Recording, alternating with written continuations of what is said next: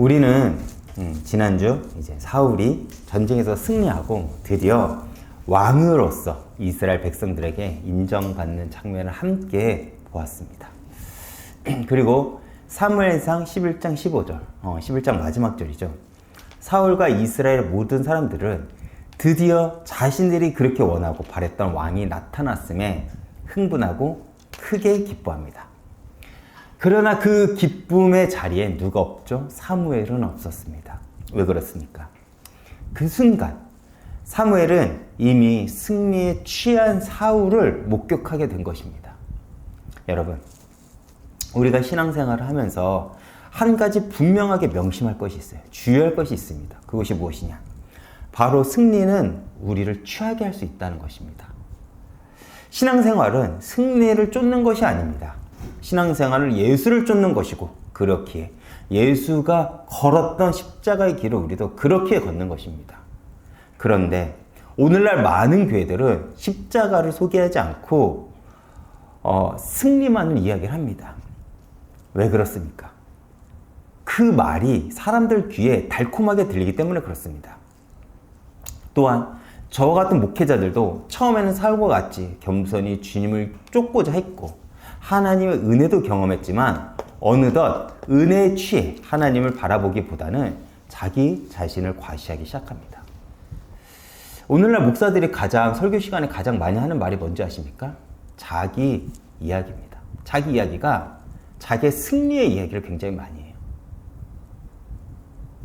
사실 간증 너무나도 필요합니다. 하나님께서 이렇게 도우셔서 나를 이 자리까지 인도하셨습니다. 너무나도 필요하죠.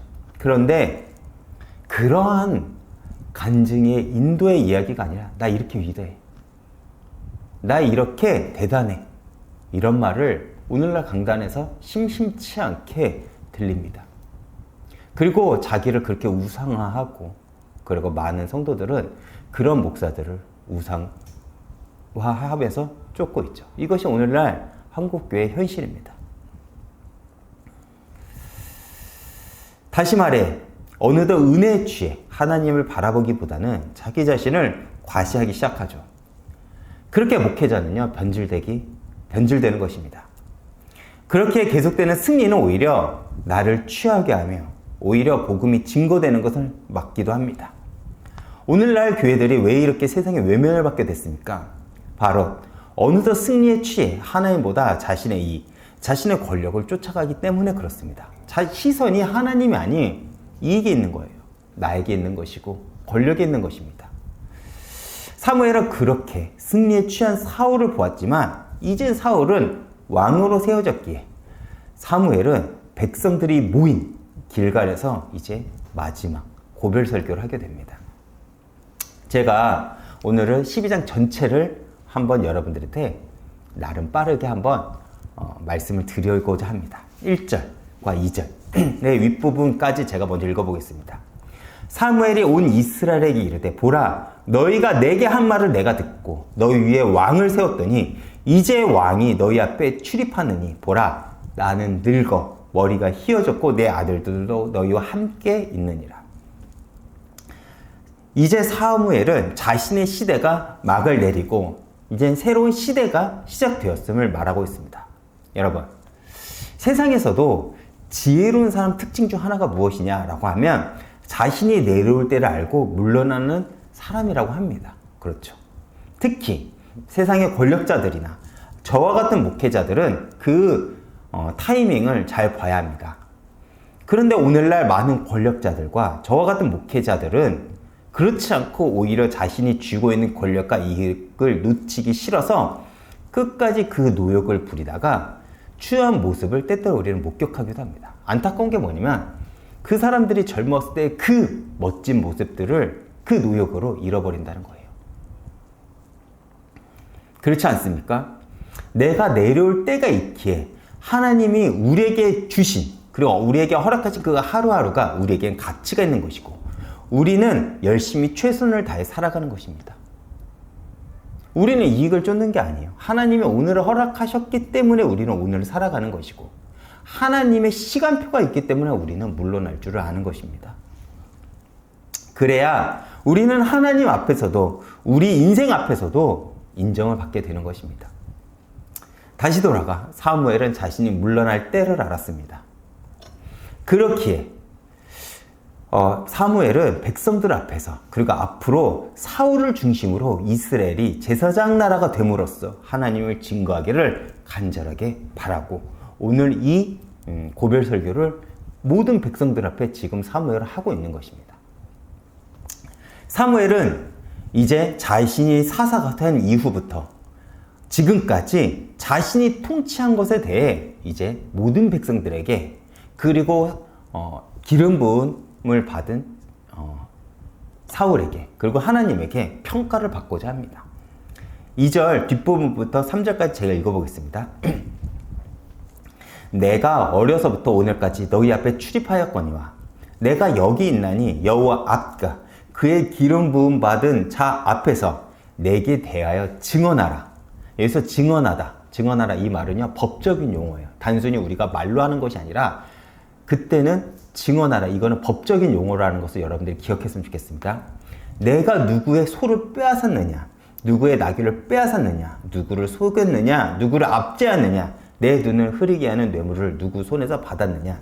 만약 그리하였으면 내가 그것을 너에게 갚으리라 하니. 이것은 신명기에 기록된 율법의 말이죠. 지금 사무엘은 5가지 항목을 구체적으로 말하면서 자신의 통치 기간 동안 어땠는지 하나님과 그리고 기름 부음을 받고 왕이 된 사울과 그리고 이스라엘 모든 백성들에게 평가를 받고자 합니다. 앞에서 이야기했듯이 여기서 증언하라 이 말은 법적인 용어로서 그냥 자신에 대한 세평을 말하라는 것이 아니라 내가 너희에게 법적인 평가를 받겠다는 겁니다. 이 말이 얼마나 무서운 말인지 여러분들 아시겠죠? 저 같은 목사들도 은퇴를 할 때 나에 대한 평가를 듣고자 할 때 정말 그것이 두렵습니다. 근데 그것이 하물며 법적인 평가예요. 얼마나 두려울까요? 그렇죠.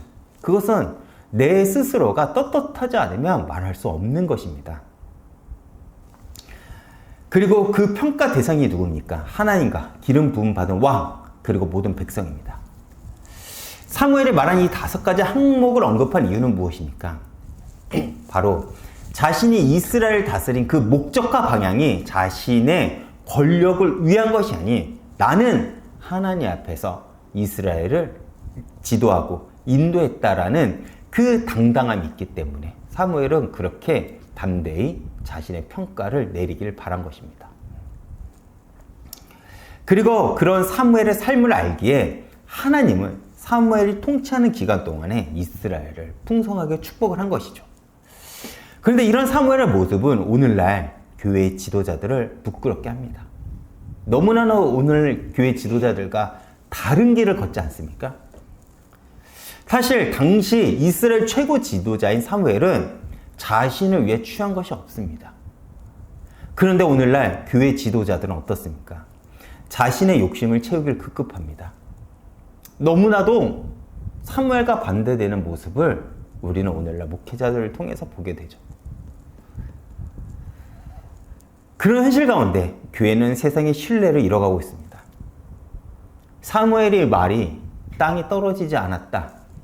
우리는 거기에만 시선이 꽂힙니다.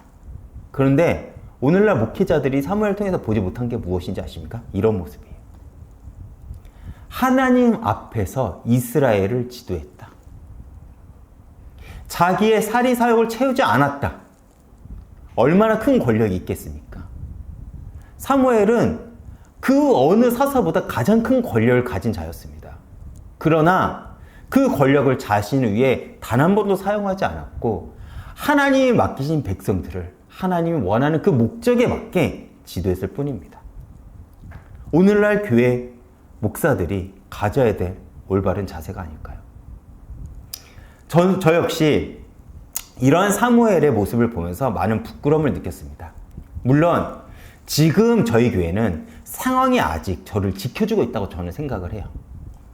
왜? 개척교회잖아요. 제가 그렇게 사리사욕을 채울 만한 아직 여건이 마련되지 않았습니다. 그러나 제가 이것을 보면서 다행이다 생각한 것이 무엇이냐. 이 말씀을 준비하면서 다행히도 내가 이 말씀을 알고 깨달았을 때 이미 제가 타락했으면 어땠을까요? 제가 이 말을 피하지 않았을까요?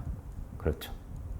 여러분, 이 사무엘의 이 모습 설교 시간에 들어본 적 있으십니까? 없습니다. 불편하거든요. 다시 돌아가. 저는 이렇게 설교문을 작성하면서 성경에서 믿는 이들에게 성경은 무엇을 요구하고 있는지, 무엇을 목적으로 살아가고 있는지를 배울 수 있어서 감사하다는 생각이 들었습니다. 불편해요. 성경을 읽는다는 것은 굉장히 불편하고 깨닫는 것도 불편합니다. 왜 그래요? 내 삶, 내 욕망, 내 본성을 거슬러야 되기 때문에 그렇습니다.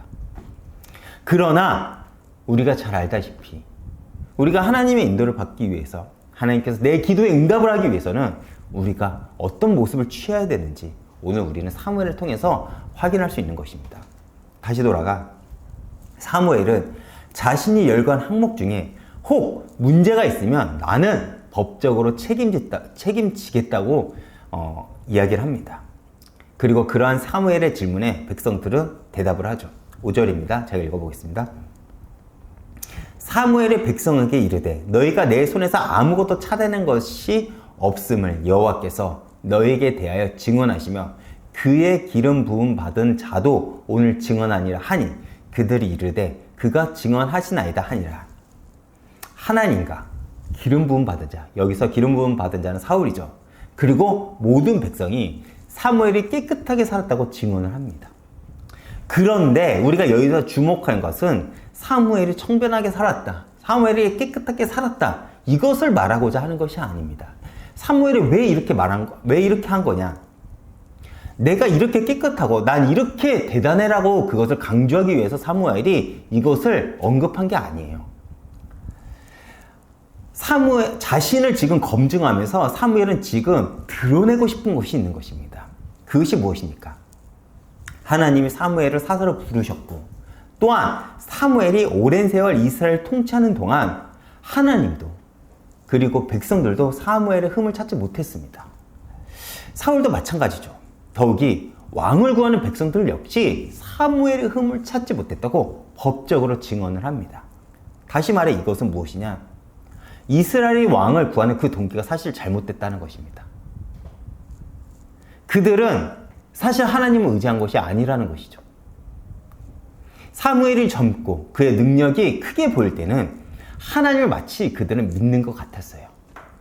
그런데 사무엘이 늙으니 이젠 젊고 능력 있는 왕을 달라는 겁니다. 다시 말해 그들이 의지한 것은 눈에 보이는 힘 있는 자였지 하나님이 아니었다는 것입니다. 그들에게는 사무엘이 왕이었지 참된 왕이신 하나님을 보지 못했다는 것입니다. 그들의 신앙은 언제나 보이는 것에 집착했고 그 욕망이 사무엘을 늙으니 드러낸 것입니다. 그러니 사무엘은 이제 이후에 일어난 모든 결과에 대해서는 왕을 구한 너희 책임이라는 것을 알기 위해 자신을 검증한 것입니다. 그렇다면 이제 누가 백성들의 소와 나귀를 빼앗고 백성들을 속이고 압제하며 뇌물을 받아 자신의 눈을 흐리게 할까요? 이제 앞으로 이스라엘의 왕으로 세워진 이들이 그런 행동을 한다는 것입니다. 우리가 앞으로 함께 알아볼 이스라엘 왕들은 모두 이런 일을 합니다. 백성들을 힘들게 하고 백성들의 재물을 취하고자 하고 백성들을 압제합니다. 그들의 잘못된 선택으로 인해서 그들은 끊임없이 외세에 시달려야만 했고요. 다시 말해 자신들이 그렇게 원했던 왕들이 백성들의 모든 것을 착취해 간다는 것이죠. 너희들이 이제 그것을 감당할 거야 라고 사무엘은 말하고 있는 것입니다. 그래서 사무엘은 드러내고 싶은 것입니다. 어쩌면 이러한 사무엘의 검증은 내가 간절히 원하는 바가 어쩌면 하나님 뜻과 거슬 수 있다는 그 성경을 읽는 우리에게도 경고하고 있는 것이지 않을까라는 생각이 듭니다. 우리는 당장 눈앞에 있는 응답이 오면 그것이 하나님의 뜻인 것 같습니다. 우리는 당장 좋은 것들이 내 눈앞에 보이면 그것을 취하는 것이 우리가 목적을 이루고 하나님 영광을 위하는 것이라고 우리는 착각할 때가 있어요. 그렇지 않습니까? 그러나 우리가 시간이 지나면서 알게 되는 것이 무엇입니까? 오히려 그것이 나를 더 힘들게 할 때가 있고 그때 나를 힘들게 했던 그 과정이 오히려 나에게 복으로 찾아온다는 것. 하나님의 인도는 우리는 가봐야 한다는 것을 우리가 오랜 세월 신앙생활을 하면서 알게 되는 것 아닐까요? 그렇게 우리는 언제나 말씀보다 앞서지 않고 때론 더디더라도 하나님의 인도를 세밀히 받는 것이 신앙생활에는 중요하다 생각합니다. 다시 돌아가 사무엘상 이제 12장 16절부터 18장까지의 그 사무엘 설교는 사무엘이 이스라엘 백성에게 하나님께서 너희들과 맺으신 언약의 신실하심을 상기시키고 너희들의 요구로 인해 왕을 세운 것에 대한 경고와 권고를 하고 있습니다. 여러분, 이스라엘 역사, 더 나아가 창세기부터 지금까지 이어진 하나님의 역사를 한 단어로 표현한다면 구속사입니다. 다시 말해 구원의 역사라는 것이죠. 즉 창세부터 지금까지 하나님은요, 구원을 목적으로 지금까지 우리를 구속하시면서 이끌어 가고 계신다는 것입니다. 하나님의 목적은요, 구원에 있어요. 우리가 이렇게 예배를 드리는 것도, 하나님께서 이 땅의 교회를 통해서 복음을 증거하는 것도 구원의 목적이라는 거예요. 그리고 사무엘은 지금 자기가 이스라엘 지도자 자리를 내려놓으면서 이스라엘 공동체를 향하신 하나님의 목적이 무엇인가? 바로 그 구원의 사역이 있음을 알려주는 것이고, 그리고 지금도 하나님은 그 일을 하고 있음을 이스라엘에게 처절하게 전하고 있는 것입니다. 먼저 사무엘은 백성들에게 하나님께서 그들의 조상과 함께 하신 역사를 상기시킵니다. 그리고 누구를 언급하죠? 하나님께서는 모세와 아론을 통해서 이스라엘 백성들을 애굽의 압제에서 구원하시고 그들을 약속의 땅으로 인도하셨음을 상기시킵니다. 이처럼 하나님은 언제나 신실하게 당신의 백성을 지키시고 그들의 필요를 채우셨습니다. 그러니 7절에 사무엘은 이렇게 얘기를 합니다. 그런즉 가만히 서서 하나님 하신 일을 들으라 라고 강력하게 이스라엘 백성들에게 말하고 있는 거예요. 가만히 서서 하나님 하신 일을 보라. 이 말을 들으면 우리는 출애굽을 하고 홍해 앞에 섰을 때 불평과 불만을 터뜨린 이스라엘에게 모세가 했던 말을 상기시키죠. 그렇다면 가만히 서 있으라. 가만히 서서 여호와 하나님께서 하신 일을 보라. 이 말의 의미는 무엇일까요? 너희는 가만히 서서 여호와의 말을 들으라. 너희는 가만히 서서 여호와가 하신 일을 보라. 이 말은 뭘까요? 이것은 아무것도 하지 말라. 이 말은 아닐 겁니다. 하나님께 더 적극적으로 너의 인생을 맡기고 하나님께 너를 더 의지하라는 것입니다. 더 적극적으로 주님을 신뢰하라는 거예요. 더 적극적으로 주님께 다가가라는 것입니다.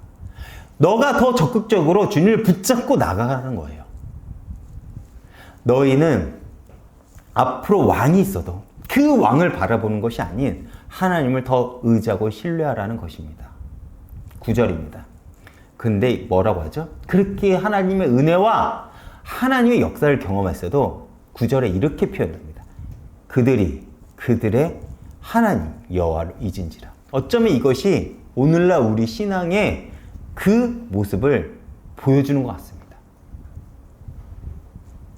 여러분, 우리가 기적을 경험하고 어떤 영적인 체험을 한다면 그것이 체험을 한 것이 우리의 신앙을 증명해 주지 않습니다. 많은 이들이 이것을 가지고 내 신앙을 증명하려고 해요. 어떤 역사가 있었다. 어떤 내가 영적인 체험이 있었다. 물론 그 경험은요, 내 신앙을 성장시켜주는 동력은 됩니다. 근데 내 신앙을 증명해 주진 않아요. 신앙이 무엇이냐? 하나님의 일을 기억하는 것입니다. 그것이 신앙생활이에요. 그리고 말씀에 순종하며 따라가는 것. 그것이 신앙생활입니다. 앞에서 내가 어떤 기적을 경험하고 어떤 영적을 체험하는 것이 신앙생활이다. 만약에 그것이 없다면 그들은요, 하나님을 떠날 것입니다. 오늘 많은 이들이 그래요. 제가 오랫동안 사역을 하면서 교회를 떠난 이들의 특징이 무엇이냐? 하나님이 내게 보여주지 않았다는 것입니다. 기적을 주지 않았고 내가 남들처럼 내가 들었던 간증처럼 내 인생에 하나님이 그렇게 역사하지 않아서 실망해서 떠났다고 합니다. 근데 여러분 그건 신앙생활이 아니에요. 그것을 가르쳐 우리는 이렇게 표현합니다. 종교생활. 여러분 말씀에 순종하며 따라가는 것 결국 우리의 신앙은요 삶의 열매로 나타날 것입니다. 사무엘이 왜 그렇게 자신을 검증했습니까? 자신이 얼마나 청빙한지 알리기 위해서 그렇게 검증했을까요? 그렇지 않습니다. 사무엘은 자신의 조상들이 외치 만군의 여호와 하나님을 그는 기억했고 그렇게 말씀에 순종하면서 평생을 그는 살아갔습니다. 그 삶의 결과가 결국 깨끗한 그 복음의 열매를 맺게 된 거예요. 여러분, 우리의 삶은 결국 내가 가까이 하는 것에 내가 목적으로 삼고 가는 것을 통해서 나오게 됩니다. 우리가 하나님 말씀을 가까이 하면 우리의 삶 가운데 예수를 닮아가는 열매가 나올 것이지만 우리가 세상을 목적으로 삼는다면 우리는 예수를 믿는다고 말로는 하지만 이스라엘처럼 하나님보다는 보이는 우상을 섬기는 그 삶의 열매를 맺게 될 것입니다. 반드시 그렇게 될 거예요. 그래서 매일매일 우리가 하나님을 붙잡고 살아가는 그 싸움이 우리에게는 반드시 필요한 것입니다. 열매를 맺게 되는 거거든요. 여호와를 잊은 이스라엘은 보이는 우상을 섬기지만 결국 그들은 이방 민족들에게 심판을 받게 됩니다. 부끄러움을 당해요. 수치를 당하죠. 그들이 그렇게 무시했던 이방 민족들에게 부끄러움과 수치를 당하는 심판을 받게 됩니다. 그러나 하나님은 불신앙하고 불순종한 자신의 백성들을 그냥 버려두는 것이 아닌 그때마다 사사들을 보내 이스라엘을 다시 구원하시죠. 여기서 사무엘은 여룻바알, 베단, 입다 그리고 자신을 언급하면서 하나님의 구원 사역을 증거하고 있습니다. 여러분, 여룻바알, 여러분들도 잘 알다시피 기드온입니다. 기드온은 어떤 인물입니까? 제가 길게는 설명 못합니다. 그러나 그는 적군이 올 때, 미디안 적군이 올 때 두려워서 포도주 틀에 숨었던 겁쟁이였어요. 그런 겁쟁이였던 기드온을 하나님께서 뭐라고 부른지 아십니까? 큰 용사라고 부르십니다. 이는 진짜 그가 용감하고 담대하고 용사 같아서 부른 것이 아니라 내가 반드시 너를 그렇게 만들겠다라는 하나님의 의지라는 것이죠. 그리고 하나님은 기드온과 300명의 이스라엘 백성들을 통해 미디안을 이깁니다. 그리고 우리가 이후 우리는 이들을 뭐라고 부릅니까? 큰 용사 기드온과 300명의 용사라고 우리는 부르기 시작합니다. 하나님의 열심의 결과죠. 이는 하나님의 열심을 통해서 겁쟁이였던 기드온과 300명의 사람들을 용사로 세우신 하나님의 일하심이며 하나님의 그 신실하심을 드러내는 장면입니다. 또 베단은 누굽니까? 사사 드보라를 섬겼던 인물입니다. 당시 고대 사회는 여자가 인정받지 못한 시대입니다. 그런데 여자가 사서로 섰다는 것은 무엇을 의미하는지 아십니까? 그만큼 남자들의 별 볼 일이 없다는 것입니다. 여자가 사사를 쓸 만큼 남자들 중에서는 쓸만한 사람이 없다는 거예요. 얼마나 부끄러운 평가입니까? 그렇지 않나요? 부끄러운 평가예요. 그런데 베다는 어떤 인물인지 아십니까? 자신의 그런 연약함과 부족함을 인정하고 하나님의 주권에 대해 순종을 합니다. 질투를 하는 것이 아닌, 원망을 하는 것이 아닌, 시기를 하는 것이 아닌 하나님의 순종을 해요. 그래서 베다는 드보라에게 뭐라고 말하냐? 당신이 나와 함께 가면 내가 가려니와 너가 나와 함께 가지 않으면 나도 가지 않겠다라고 말을 하며 드보라와 함께 이스라엘의 구원을 이끌어냅니다. 자신의 부족함을 인정했어요. 그리고 세 번째는 입다를 언급합니다. 입다는 기생의 아들이에요. 다시 말해 그는 주류 사회에 도저히 들어갈 수 없는 인물입니다. 당시 얼마나 핏줄이 그 사람의 그 가문이 얼마나 중요한지 아시지 않습니까? 너 아버지가 누구야? 라고 할 때 나는 어느 지역 어느 가문의 자녀입니다 라고 말하지 않습니까? 근데 기생의 자녀예요. 주류사회에 지도자로서 세워질 그런 자격이 전혀 없습니다. 그러나 하나님은 그를 사사로 세우시고 그를 통해 이스라엘을 구원하시죠. 그리고 마지막 사무엘은 자신을 언급합니다. 사무엘은 어릴 때 부모의 손에서 떨어져 살았죠. 하나님의 손길이 없다면 그는 아마 상처가 많은 자로서 자랐을 것입니다. 부모 없이 자란다는 거 얼마나 큰 상처일까요? 하물며 엄마가 버젓이 살아있는데도 불구하고 나를 버렸다고 생각할 수도 있습니다. 그러나 하나님은 사무엘을 통해서 사사시대의 악한 역사를 끊어내시고 새로운 시대를 열게 합니다. 사무엘은 은혜를 기억했습니다. 하나님 일하심을 인정했고요. 하나님의 역사를 그렇게 목도한 것입니다. 여러분, 이 네 인물의 공통점은 무엇입니까? 바로 사람에게 초점이 있지 않다는 것입니다. 이들은 모두 다 부족해요. 다시 말해 하나님의 은혜가 없었다면 구원의 역사도 없었다는 것을 증명한 것입니다. 왜 사무엘은 마지막 설교할 때 이런 이야기를 할까요? 너희는 지금 젊고 강한 왕을 통해 구원을 얻었다고 지금 생각하지만 진정한 구원은 여호와의 손에 있음을 지금 사무엘은 강조하고 이야기하고 있는 것입니다. 이스라엘은 지금 사울이 암몬 손에서 자신들을 구원했다고 여기고 있습니다. 그러나 너희가 지금 여호와의 소리를 듣지 않는다면 너희 조상들을 겪은 그 심판이, 그 부끄러움이 너희들에게도 있을 것이라고 강력하게 경고하고 있는 것이죠. 다시 말해 지금 사무엘은 신명기의 말씀 무엇이죠? 너희가 내 말을 지키면 너희는 어디에든지 언제든지 복을 받을 것이지만 그렇지 않으면 재앙과 심판이 있을 것이라는 그 하나님의 율법을 다시 한번 상기시키고 있는 것입니다. 그런데 여러분, 오늘 이러한 상황은 사사시대에서 왕정시대로 바뀌는 일종의 전환기에 일어나고 있는 상황입니다. 다시 말해 지금 사무엘이 이스라엘에게 주는 이 권면의 메시지는 당시 사사였던 사무엘의 고별사라는 거예요.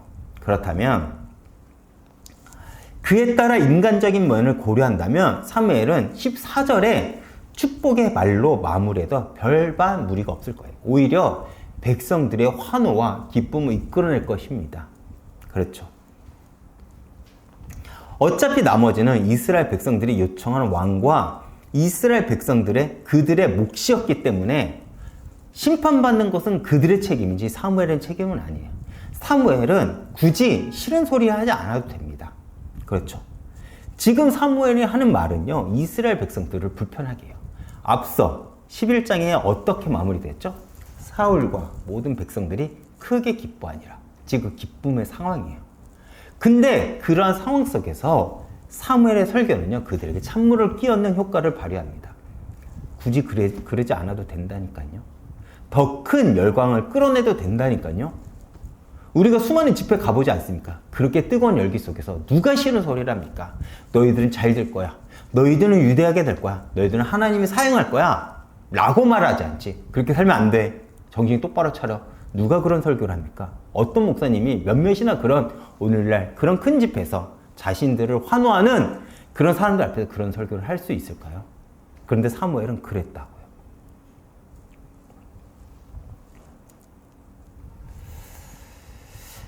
그럼에도 불구하고 사무엘은 끝까지 하나님 뜻을 소신껏 전하는 그 강직한 모습을 우리들에게 보여줍니다. 여러분, 복음은요, 기쁜 소식이고 구원의 소식이지만 아이러니하게 세상 사람들의 귀를 즐겁게 하기는 힘듭니다. 왜냐?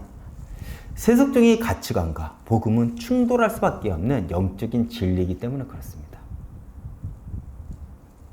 여러분, 내 귀를 즐겁게 하는 설교는요, 사실 우리의 영혼을 썩게 합니다. 그러나 불편하지만 십자가를 소개하는 말씀은요, 우리를 생명의 길로 인도를 하죠. 그것이 부활을 경험하는 유일한 길입니다. 불편한 말씀을 여러분 가까이 하시길 바랍니다. 내가 부활을 경험할 수 있는 유일한 메시지예요. 하물며 세상에서도 올바른 충고와 올바른 조언을 받아들인 자가 그래도 세상에서 사랑구실을 한다고 합니다. 하물며 영적인 것은 그러지 않을까요? 그렇기에 비록 복음이 세상의 흐름에 거스를지라도 교회는요, 복음을 전하고 증거하는 것이 온전한 사명이 됩니다. 그리고 16절부터 17절까지 사무엘은 그 엄중하고 무거운 경고를 마지막으로 이스라엘의 백성들에게 전하죠. 제가 읽어보겠습니다. 너희는 이제 가만히 서서 여호와께서 너희 목전에서 행하시는 이 큰 일을 보라. 오늘을 밀베는 때가 아니냐. 여기서 밀베는 때, 제가 이후에도 설명했지만 건기입니다. 비가 내리지 않은 때예요. 그것을 상징하는 날입니다. 내가 여호와께 아뢰니 여호와께서 우리와 비를 보내서 너희가 왕을 구하는 일, 곧 여호와의 목전에서 범한 죄악이 큼을 너에게 밝히 알게 하시니라. 사무엘이 지금 말로만 경고하는 것이 아니에요. 아까도 말했지만 밀베는 때는 건기를 의미합니다. 밀을 벨 때 비가 내리면 일을 하지 못하지 않습니까? 그렇기 때문에 밀베는 때는 언제냐? 비가 내리지 않는 때를 이야기를 합니다. 그런데 그때 우레와 비를 내린다는 것은 하나님의 심판과 진노가 임한다는 것을 의미합니다. 그러니까 이 말이에요. 이스라엘이 여호와의 명령을 거역하고 청종하지 않는다면 하나님의 진노와 심판은 언제 어느 때라도 백성들에게 있을 것이라고 경고를 하는 거예요. 이때는 내가 경험해 보니까 괜찮을 거야. 죄를 살짝 지어도 되겠지. 그렇게 않는다니까요. 하나님은요, 당신의 백성이 죄를 짓는 것을 가만히 놔두지 않는다는 거예요. 왜요? 거룩한 백성이잖아요. 그리고 거기서 멈추는 것이 아니라 실제로 자신의 기도가 여전히 하나님께서 응답하시고 있음을 백성들에게 사무엘은 보이는 거죠. 제가 이어서 읽어보겠습니다. 이에 사무엘이 여호와께 아뢰매 여호와께서 우레와 비를 보내시니 모든 백성들이 여호와와 사무엘을 크게 두려워하니라. 여러분, 이스라엘 백성들이 고질적으로 가지고 있는 문제, 그리고 오늘날 우리들이 가지고 있는 신앙의 문제가 무엇입니까? 은혜도 경험했어요. 구원에 대한 확신도 있습니다. 그런데 여전히 우리는 보이는 것에 집착한다는 것입니다. 우리는 이론적으로 알고 있는 신앙과 실제적으로 우리가 바라보는 신앙은 사실 큰 갭이 있습니다. 사실 우리가 어떤 사람, 누가 신앙생활이 좋고 믿음이 좋다고 우리가 생각을 하나요? 눈에 보이는 많은 응답이 있는 이들이라고 생각하지 않습니까? 신앙생활 잘했더니 저렇게 돈이 많아졌구나. 신앙생활 잘했더니 저렇게 좋은 대학을 갔구나. 저렇게 좋은 직장을 갔구나. 우리의 모든 평가 기준이 거기에 있지 않습니까? 더 정확하게는 세상에 성공하고 남들이 부러워할 만한 삶을 살아가는 이들. 저래서 저렇게 살아가고 있구나라고 우리가 생각하지 않습니까? 마치 사울과 같이 보기에 좋고 능력이 좋은 이들이 신앙이 좋다고 우리는 생각을 합니다. 근데 여러분 기억하시길 바랍니다. 복음은 언제나 낮은 곳에서부터 증거가 됐습니다. 여러분, 예수를 만나기 원하십니까? 낮은 곳에 가면 됩니다. 예수님은 높은 곳에 계시지 않아요. 여러분들이 낮은 곳에 계시면 거기서 우리는 예수님을 경험하게 될 거예요. 우리가 왜 예수님을 경험하지 못한지 아십니까? 우리의 시선은 언제나 위에 있기 때문에 그렇습니다. 초대 유대인들은 사회 구성원의 역할을 전혀 하지 못했어요. 그러나 그 경제활동도 못하고 유대 사회 구성원이 되지 못한 그들을 통해서 곳곳에 교회가 세워졌고, 그리고 로마 시대 때는 핍박이 있어 그들은 카타콤에서 살았습니다. 그러나 그들을 통해서 복음은 증거가 됐고 결국 로마를 정복을 했죠. 또 종교 개혁을 통해서 또 우리나라에서는 낮고 천한 이들이 아무 힘없고 배움이 적은 이들이 예수를 믿고 살아감으로써 이 땅에 복음이 증거되었습니다. 제가 기억하는 교회는요, 정말 배운 사람들이 많은 교회가 아니었어요. 나이 많고 힘없는 할머니, 엄마들이 모여서 울부짖고 하나님께 매달렸던 교회가 제 머릿속에 기억을 합니다. 그때는 교회가 힘이 있었습니다. 세상에도 인정을 받았고요. 그런 이들이 예수를 믿고 살아감으로써 이 땅의 복음은 증거가 되었죠. 그런데 어느덧 교회는 커지고 눈에 보이는 응답을 쫓아가기 시작하면서 복음의 역사는 멈추고 오히려 교회는 세상에 버림을 받게 되었죠. 여러분, 제가 이 말씀을 준비하면서 이런 생각을 하게 되었습니다. 이음교회는 당장 눈에 보이는 응답은 보이지 않습니다. 그렇죠. 당장 우리가 지금 예배만 드리는 것 보더라도 응답이 눈에 보이는 것 같지 않아요. 이렇게 응답이 더딘지 하나님이 이음교회에 주는 그 응답과 그 부흥이 왜 이렇게 더딘다고 우리가 생각이 듭니다. 그러나 분명한 것은 이음께서 선포되는 말씀은 우리들에게는 불편하지만 생명을 인도하는 말씀이라는 거예요. 여러분들의 예배 가운데 선포된 말씀을 확신하고 붙잡고 살아가신다면 하나님은 여러분의 삶을 반드시 생명의 길로 인도할 겁니다. 이스라엘이 왜 사무엘의 기도, 그 기도에 응답하신 하나님을 두려워하는지 아십니까? 그들은 여전히 보이는 것에 집착했기 때문에 그렇습니다. 만약에 그들이 하나님을 신뢰했다면 그러한 우레와 천둥이 있어도 그들은 두려워하지 않을 거예요. 왜요? 나는 여전히 그거와 상관없이 하나님을 신뢰할 것이기 때문에 그렇지 않습니까? 그렇죠. 평소에 공부를 열심히 하는 이들은요, 시험을 두려워하지 않습니다. 어떤 이들이 시험에 오는 것을 두려워하지 아십니까? 평소에 공부하지 않는 이들이에요. 왜 그렇죠? 자신의 실력이 드러나니까요. 오히려 평소에 공부하는 이들은요, 빨리 자신을 검증하고 싶어 합니다. 결론입니다.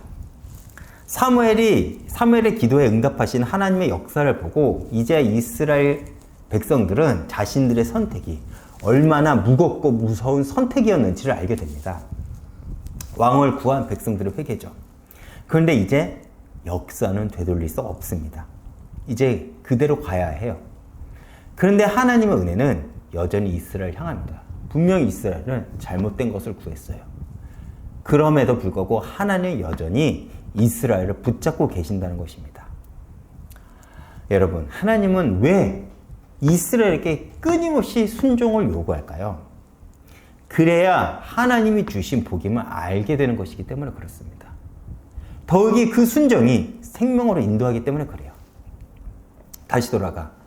은혜를 줘도 돌아서고 기적을 보여줘도 다시 돌아서는 이스라엘을 하나님은 왜 이렇게까지 은혜를 주려 할까요? 포기할 법도 하지 않습니까? 그 근거에 대해서 22절에서 이렇게 이야기를 합니다. 여호와께서는 너희를 자기 백성으로 삼으신 것을 기뻐하셨으므로 여호와께서는 그 크신 이름을 위해서라도 자기 백성을 버리지 아니할 것이요. 바로 이스라엘이 당신의 백성으로 삼으신 것, 그 자체가 하나님의 기쁨이었다는 거예요. 기뻐서 그렇게 계속해서 은혜를 주고자 한 것입니다. 이 말이 저는 사실 지금은 조금 이해가 가요. 제가 며칠 전에 제 딸을 굉장히 크게 혼냈어요. 식탁을 치면서까지. 굉장히 크게 혼냈어요. 이유는 이거예요. 학습지를 하는데 꼼지락대면서 안 해요. 자세도 틀어지고 계속 딴짓을 해요. 달래면서 계속 학습지 공부를 시켜요. 그리고 저것을 하라고 해도 계속 꼼지락댑니다. 할 생각이 없어요. 씻자고 해도 한참 꼼지락대다가 계속 달래서 씻고. 제가 어디서 폭발했냐면 양치하는 것에서 폭발했습니다. 양치. 굉장히 크게 혼냈어요. 왜냐면 그것을 제가 시아한테 시키는 것을 하게 하고자 위해서 계속해서 걔가 원하는 것을 들어줬거든요. 맛있는 것도 사주고, 먹고 싶은 것도 주고, 보여주고 싶은 것도 좀 보여주고, 그리고 학습지도 하자, 식기도 하자, 양치도 하자. 근데 자기가 좋아하는 걸 할 때는 금방금방 말을 듣더니 그런 거 할 때는 말을 안 들으니까 제가 굉장히 크게 혼냈습니다. 그러니 눈물을 뚝뚝 흘리면서 그제서야 울면서 시키는 것을 하더라고요. 별거 아니에요. 학습지 공부하는 거, 샤워하는 거, 양치하는 거. 여러분, 제가 말한 게 제 딸한테 유익한 거 아닙니까? 그렇죠. 근데 안 해요. 왜 안 하냐? 지금 저 아이의 생각에는 그것이 당장은 안 하는 것이 자기에게는 좋고 당장은 안 해도 크게 문제될 것이 없으니까. 그래서 안 합니다. 그런데 그런 것들이 쌓이면 분명 시야가 성장하면서 문제가 되겠죠. 저는 시야를 사랑하니까 혼내는 것이고 또 혼내는 것이 미안해서 화해하고, 마치 제가 말씀을 준비하면서 그 날이 오버랩이 되는 거예요.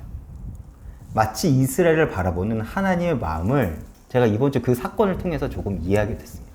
왜 이렇게까지 이스라엘에게 은혜를 주시려고 할까? 제 딸이 말을 안 들어요. 그런데 너무나도 사랑스럽습니다.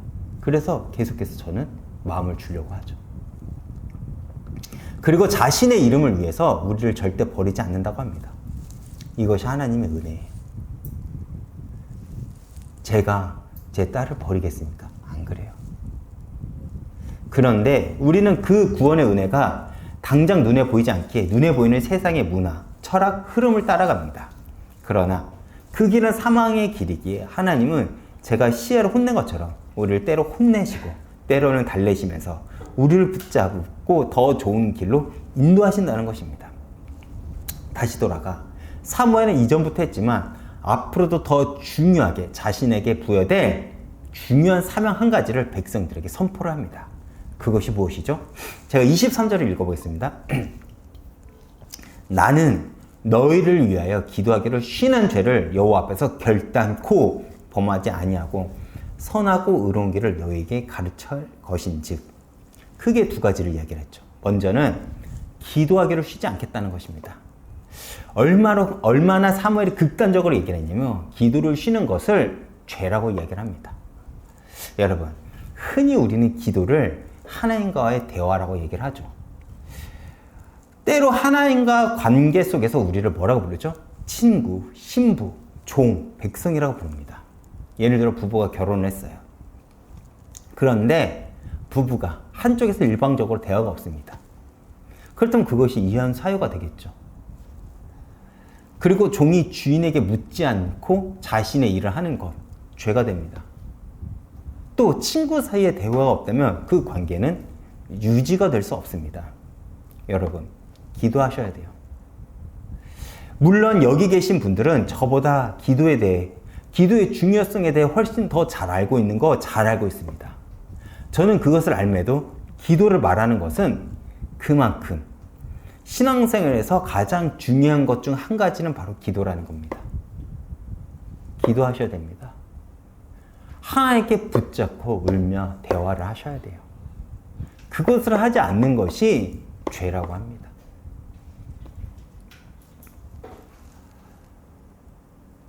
제가 교회를 섬기는 자로서 가장 큰 죄는 무엇일까요? 바로 교회를 위해, 그리고 여러분을 위해 기도하지 않는 것입니다. 목사가 많은 달란트를 가지고 있고 화려한 설교를 하는 것 중요합니다. 그러나 그 모든 것보다 더 중요한 것은 바로 교회를 위해, 그리고 성도들을 위해 기도하는 거예요.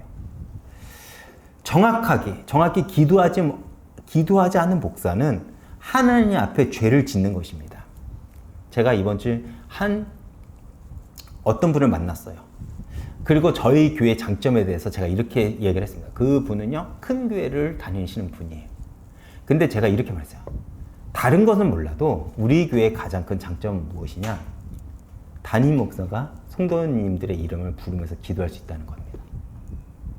제가 여러분들한테 이야기를 합니다. 저는 정말 여러분들을 이름을 부르며 기도를 합니다. 그렇게 하려고 끊임없이 노력을 해요. 왜요? 그것이 저의 의무이며 책임이기 때문에 그렇습니다. 그리고 여러분들은 저를 위해 기도 부탁드립니다. 그리고 두 번째, 사무엘은 선하고 의로운 길을 가르칠 것이라고 합니다. 여러분, 복음을 듣기만 해서는 안 됩니다. 가르쳐야 복음은 증거가 되죠. 우리는 신앙생활을 하는데 너무 정적이고 수동적입니다. 그러나 복음을 적극적으로 증거하고 가르치시길 바랍니다. 그렇다면 여러분들의 그 헌신을 통해 멈춘 듯 복음을 다시 증거가 될 거예요. 어렵지 않아요. 예배를 소개하는 것이고요. 예배로 그 자리로 인도하면 됩니다. 그리고 받은 말씀을요, 함께 나누면 되는 거예요. 그리고 마지막으로 사무엘은 24절에 이렇게 말합니다. 여호와께서 너희를 위하여 행하신 그 큰 일을 생각하며 그를 경외하며 너희 마음을 다하여 진실을 섬기라고 간절히 부탁합니다. 여러분, 제가 요즘 가장 많이 생각한 것이 무엇인지 아십니까? 은혜를 기억하는 것입니다. 누구의 은혜요? 먼저는 하나님이겠죠. 그리고 부모님, 가족 등입니다.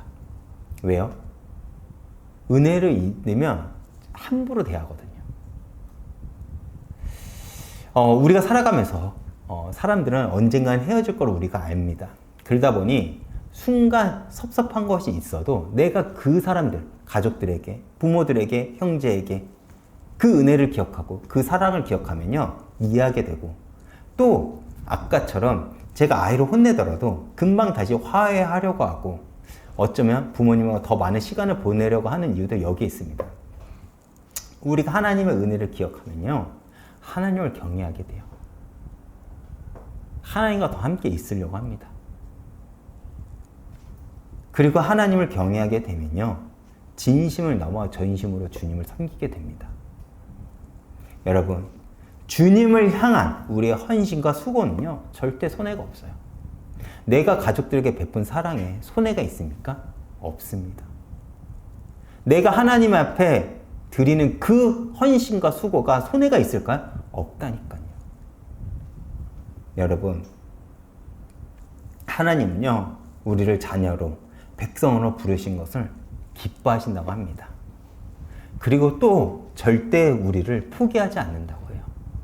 이거는 부모의 사랑보다 더 큰 사랑입니다.